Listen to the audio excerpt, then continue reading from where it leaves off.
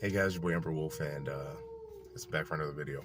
Today, I wanted to talk about something that kind of has been going on in my life, and maybe share my experience, and then hopefully it'll do something for somebody who's listening or watches this video. To start off, I was raised to love and respect my parents, as I believe every child shall love and respect their parents. But what I wanted to talk about was the transition from being a teenager and then being an adult. And then being an adult who has life experiences that maybe your parents never had. And trying to reconcile. I heard this from a mentor of mine, actually a family member the other day. And they said, it's a fine line you have to walk between knowing and loving your parents, but then also them respecting the fact that you're an adult, man or woman, who's had life experiences that they may never have had. And I don't really think it even matters necessarily about the life experience, because you could have the same experience as someone that's older than you, or who's had the same experience, but you've dealt with it differently because of how your character system, morals, beliefs have caused you to deal with something differently. I think the biggest thing is you have to stand your ground. When people who are dishonorable are calling you to be honorable, you realize it's just a projection. I said something in a clip ahead of time, man, maybe like last week sometime, one of the first or second clips I made. And I was just talking about what I don't want to do for my children is break their spirit. And I believe, especially in the Black community, we're so used to yelling, screaming, and raising our voices to be heard. I was told the other day by a family member that because I was speaking calmly and I wasn't yelling and they were getting emotional, that I was being a psychologist. Okay. I was being a psychologist because I decided to have control over my emotions and not yell or scream, And after getting that from my family member the other day, I was like, okay, cool. You're not in my corner, because you don't see my growth. You just think you're just dealing with your emotional state right now. And people who want to be attacked are always going to find a tiger when there's a kitten all the time. That doesn't make any sense. One, it doesn't make any sense because as a young Black man who is working hard to make something of himself and knows that sometimes people still view me as this caricature that they see on the TV screen, which that's not real. Even at work, it's not real. People make jokes, and I'm not hating on it or anything like that, because that just shows their ignorance, and they need to grow. And I'm here to assist. No, that's just not how we all are. Sorry. But for somebody who is a family member who's not really been in your corner, a very close family member who hasn't been in your corner, expects you to do exactly what they say when they say it.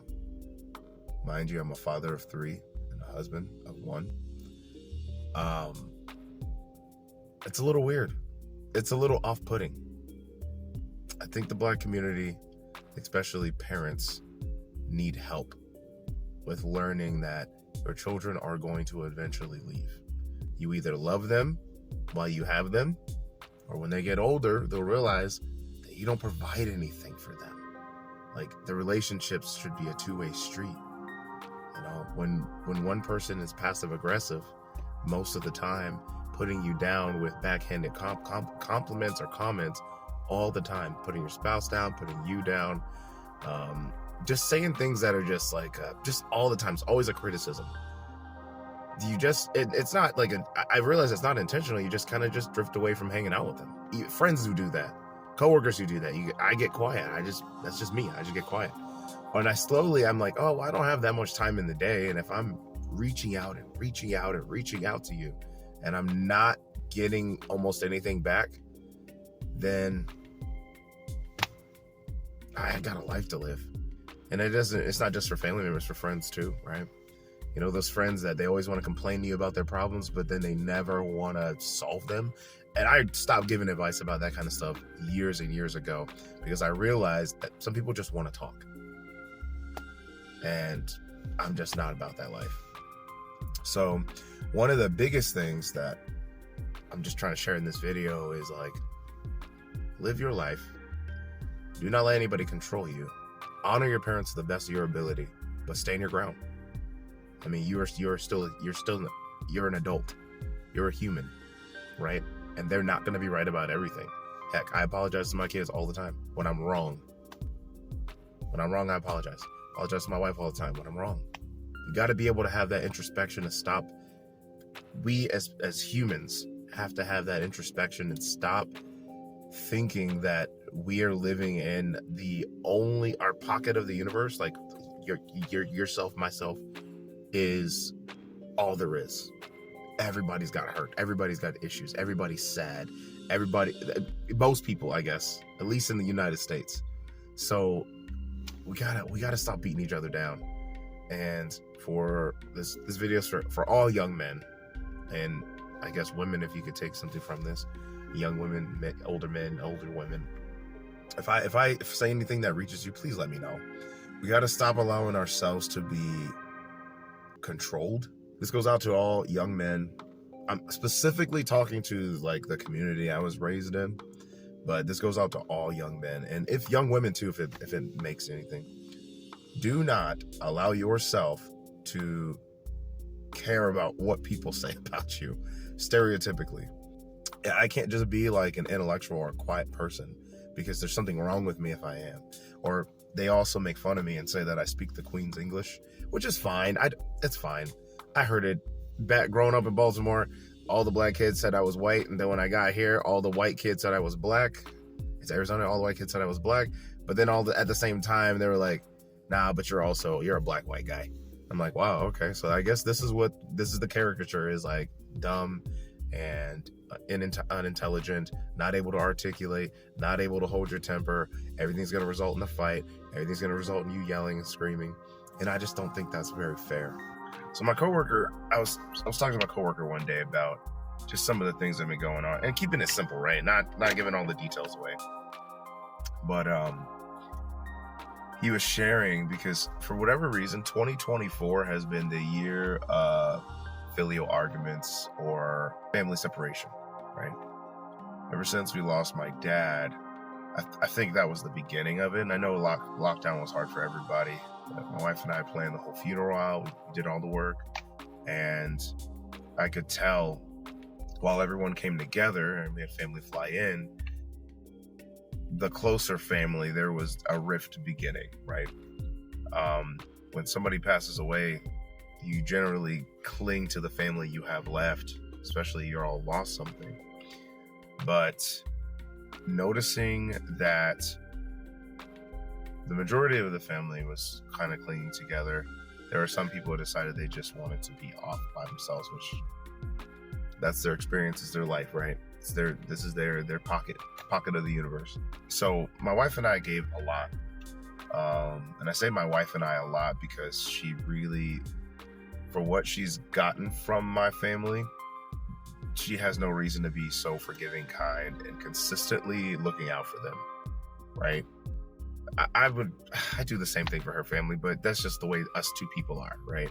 And it's a wonder we found each other in a world full of billions, because I haven't experienced anything like that before. Usually somebody wrongs you, like, that person's gone, see you later. But she really has tried for all 12, almost 13 years that we've been together to be a part of my family, despite there being issues. And I really always had the vision that our family was always going to be both families are going to be kind of tight-knit. I have a really, really, really awesome father-in-law, and any issues we've ever had, we worked through them, and there's not a lot, and I don't know, it's just so easy. it's really easy to deal with that. I think, like, Chris, from man to man, if something happens, I'll say what I don't like, and he'll say what he doesn't like, and I really appreciate that, because life is too short to have these little hidden agendas and, you know, being emotional and everything. Because who am I if I disrespect somebody, even unintentionally, not to say sorry? However, back to what I was saying, the earlier half of the video, when you set your boundary with your family, you have to stay firm. It's your boundary. They've set theirs years ago, right? Hey, don't touch that. Pop, pop, you get a pop, pop on the hand or what have you. Well, you're not going to go around disciplining your parents, right? That's just not going to happen. But they will, I say they, certain parents, especially the narcissistic ones, will take advantage of their position that they've had, right? And like I said a couple videos ago, we don't get an award for being a parent. Just because you are a parent doesn't mean you are a good parent. Just because you are a good parent doesn't mean you are a great parent. And just because you're a great parent doesn't mean you don't make mistakes. I'm learning that every single day. Sometimes you got to backtrack and say, you know what? We're no longer doing that. I know I told you that before, but we're just not going to do that anymore. It's not good for you. It's not good for me. These are my boundaries. Love you guys. Peace. And another thing I've been thinking about lately too is, like, why do I see other cultures out of the US, their families all live together and they build and build and build and build and build upon each other, and they amass, and it's not all about this, but they amass wealth, and they amass like a whole like social hierarchy where like grandparents are respected and moms are respected and dads are respected. And I don't know how those families really truly are at the core. But what I do know is that here in the US, we just don't see it like that. And just what I've heard from my friends, and then one of my in-laws friends, they really have a tight-knit family. Like they go into business together, and they don't have these griping issues, because they see the singular success as the whole success for the whole, right? It's like being like investing in your family members, and then you create this really awesome empire. Personally, for me, I just don't get it. I don't understand why it's hard. I mean, everybody has their own ideals, I guess, but when you want to work with people to build a stronger community, it just blows my mind. And if somebody wrongs you, and you tell them they wrong you, and then when you tell them they wrong you, or you say, look, I don't appreciate this, they run away, and they run away and cry, and they come later on and say, well, you wronged me. I'm like, dude, this is tit for tat, and this life is too short to play tit for tat with grown-ups who supposedly are so wise, have so much wisdom in their minds, but they can't just admit when they're wrong so that everyone can move on. Or say, hey, look, I'm sorry, it won't happen again. The world is bewildering. And yes, I'm at Walmart. But yeah, once again, just some thoughts I was thinking about. Man, the world is a strange place. Whether it be coworkers, whether it be family, whether it be the people at the store. I get treated better by people I interact with, like homeless folks. On the side of the road, I stopped and just have a drink, some Gatorade or something. I have better interactions with these people than I do with my own family, and that blows my mind. Like, what's wrong? It doesn't make any sense. And I've heard it said like this, and this could go like, either way you want to take it. Skin folk ain't always kinfolk. And I've heard this from mentors, folks that are older than me. And it's funny because, I feel closer to a lot of friends that have been there for me, and I've been there for them in return. Well, there's no expectation. I've got a friend and mentor that I had that I feel like I consistently let down. We used to train a lot together. I'll train with him every once in a while. He's really, really awesome human and an individual. And he'll like message me, wants to be part of these groups. And I feel like I keep letting him down. But I really am very busy all the time. But there's no excuse, right? He still forgives me, and like we have a great relationship. He doesn't like take it as a personal slight. He knows, oh man, this guy's busy. And I love that. It's not like, oh, you didn't talk to me, so I'm upset. All right. Anyways, If you guys have people in your lives that treat you well, that just need a phone call, need a text message, just text them, just call them. Just tell them you love them, right? Life is too short. I could be gone after I leave here driving home. Anything could happen. This is a long rant of a video. I'm gonna leave you to it. But yeah, I gotta run some errands. But I'll talk to you guys later. This is Umber Wolf signing off. Peace.